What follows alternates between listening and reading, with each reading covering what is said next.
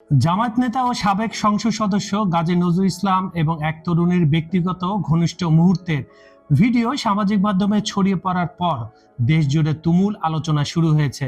ভিডিওটি ভাইরাল হওয়ার পর গাজী নজরুল ইসলাম দাবি করেন ওই তরুণী তার দ্বিতীয় স্ত্রী এবং প্রথম স্ত্রীর সম্মতিতে গত 17 জুন তাদের বিয়ে হয়েছে। তবে সম্প্রতি সামাজিক যোগাযোগ মাধ্যমে ছড়িয়ে পড়া মেয়েটির একটি জীবন বৃত্তান্ত বা সিভিকে ঘিরে নতুন বিতর্ক তৈরি হয়েছে। সেখানে তরুণীর বৈবাহিক অবস্থা অবিবাহিত লেখা রয়েছে এবং একই সিভিতে সবুজ কালির কলমে জোর সুপারিশ করছি লিখে গাজী নজরুল ইসলামের স্বাক্ষর রয়েছে বলে দাবি উঠেছে।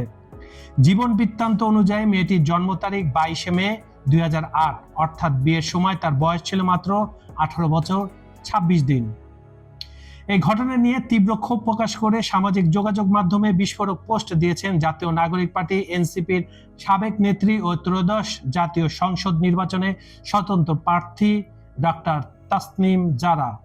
তিনি প্রশ্ন তুলেছেন, এসএসসি শেষ করে যে তরুণী চাকরির সন্ধানে নামেন, সেই চাকরি তার পরিবারের জন্য কতটা জরুরি তা সহজেই বোঝা যায়। এটি হয়তো অসুস্থ মায়ের ওষুধ, ছোট ভাইয়ের পড়াশোনা কিংবা ভাঙা ঘর মেরামতের শেষ ভরসা ছিল, কিন্তু এদেশে গরিবের চাকরি পাওয়ার পথ অত্যন্ত কঠিন। দীর্ঘ অপেক্ষা আর ক্ষমতাবানের সুপারিশের উপরই যেখানে নির্ভর করতে হয়। আর এলাকার সবচেয়ে ক্ষমতাবান ব্যক্তি হলেন সেই সংসদ সদস্য। তাসনিম যারা লেখেন, সিবি নিয়ে হয়তো মেয়েটি বা তার পরিবারের কেউ ভরসা করে এমপির কাছে গিয়েছিল, সিবিতে জোর সুপারিশে সইও পড়ল, কিন্তু এর বিনিময়ে মেয়েটিকে কি দিতে হয়েছে তা নিয়ে আজ গুরুতর প্রশ্ন উঠেছে। তিনি আরো উল্লেখ করেন, জামাত ইসলামের একজন সংসদ সদস্য পদমর্যাদার জোর খাটিয়ে চাকরির প্রলোভনে একটি অসহায় মেয়েকে ব্যবহার করেছে কিনা সে উত্তর সংসদ এড়িয়ে যেতে পারে না।